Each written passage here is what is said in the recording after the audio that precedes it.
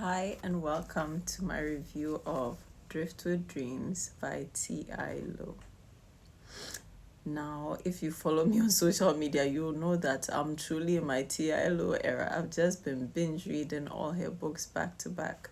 Now, this is the second book in the Carolina Coast series, and it comes after Beach Haven, which was the first book I read by her, and I was immediately hooked.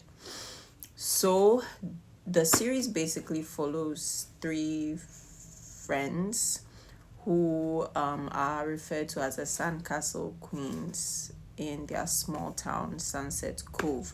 So they grew up together as kids and have forged this female friendship over time. And so this series basically follows them as each of them finds love in different ways.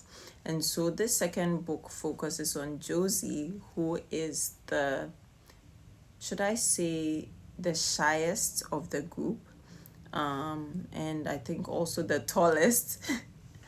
And so Josie is highly talented as an artist. However, she puts her artist's aspirations on the back burner following a tragedy in her family. I don't want to give a spoiler. And so she remained in her small town to help her dad out with their family restaurant.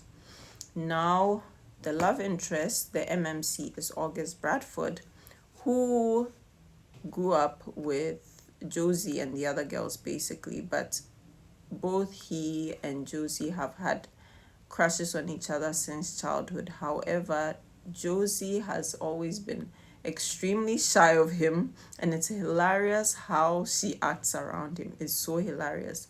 Usually, I don't like books where it seems almost as if the FMC fell first, but this isn't a case of she fell first, but they both fell for each other, but she's always been very anxious around him. He has always been confident in his feelings, but has been very patient with her. And so August is also an artist. However, he left their small town to pursue his dreams, has traveled the world, all of that. And that has actually added to Josie being so shy around him, because he represents the dreams she didn't follow. And also she feels slightly, I should say, intimidated, because she feels like because he has traveled so widely and done art shows and so on and so forth, he is more sophisticated than her, so to speak. However, what I love about this is how patient August was with Josie, painfully so. And I remember when I was discussing this with my friend Nanadra on a podcast, this book is like angst on steroids. But because I wanted to be sure, I decided to look up the meaning of angst precisely because of this book. And so from what I found online, angst is a deep feeling of anxiety, dread, or insecurity, often characterized by general frustration and unhappiness rather than a specific cause. However, we know what the cause of angst for Josie is, and that is August Bradford.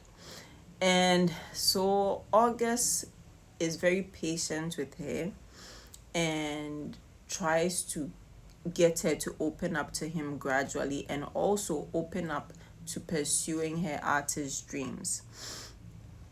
However, Josie is one of those people who has taken on other people's problems, because she's so empathetic and she feels strongly for people. And so you find her helping people fix the roof on their houses and things like that. And there were instances where I was like, Josie, you are not the only person in this small town. Ask somebody else for help. And I saw bits of her in me, and so it's given me a sort of reality check on knowing when to let others help you. It is so important, because she was running all over the town trying to fix this, trying to fix that, and still be there for her dad to the detriment of her own dreams. And I think it's something that a lot of people do when their own dreams scare them.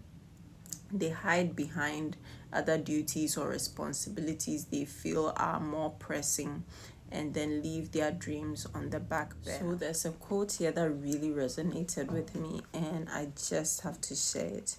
And so here we have, so there's a group of old women that they call, I think they call them the knitting group. Oh, I forget. But they are basically these old women who are busybodies, know everybody's business in the town, and meddle in everybody's affairs. And Josie is very close to a particular one who is such a sweetheart, Dalma, who used to be the town's librarian. And so her house is full of books, and I was just imagining how her house would be, and I'm like, that's how I want my house to be one day.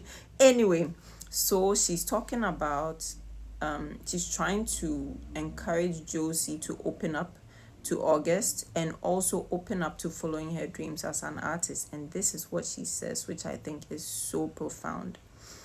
So, Dalma said, "Oh, that someone had to share your artwork since you are too chicken to do it yourself."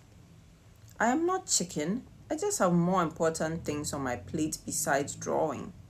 And then Dalma says, "It's more than just drawing, and we both know it. God gave you that gift to share. So shame on you for being disobedient." I mean, this is so true. And I feel like a lot of the times, the gifts that come easily to us, we tend to downplay or put to the side because the world or we think that there are more important things to do. However, God gave each of us those specific gifts so that we can be a blessing to other people. And so when we neglect those gifts, it's like the parable of the talents, you are letting it go to waste when it could be helping other people. You could be building it up so that, others' lives can be changed. And so this thing that Dalma said was so profound to me. And yeah, so I thought I would share that. And so eventually, of course, because this is a romance, Josie comes to the realization that she has been given a second chance at love, a second chance to live her dream of being an artist and positively impacting other people's lives in the process, and finally allows herself to give in.